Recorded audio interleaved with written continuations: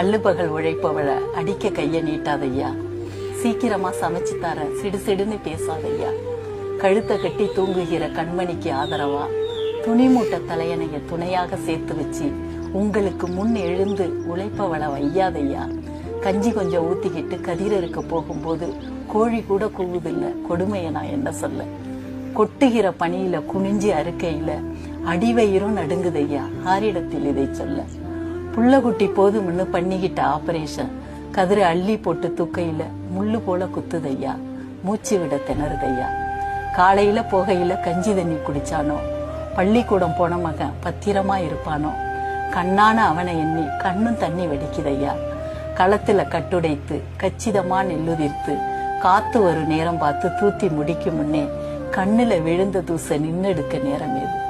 கொட்டி குமிஞ்ச நெல்லில் கொடுத்த கூலி வாங்கிக்கிட்டு குறுகலான வரப்பு வழி கூலி நெல்ல தூக்கிக்கிட்டு எட்டி அடி வச்சும் 8 மணி ஆச்சுதையா. பச்சை விறகு பத்த நேரம் ஆகுதையா. கண்ணு கலங்குதையா.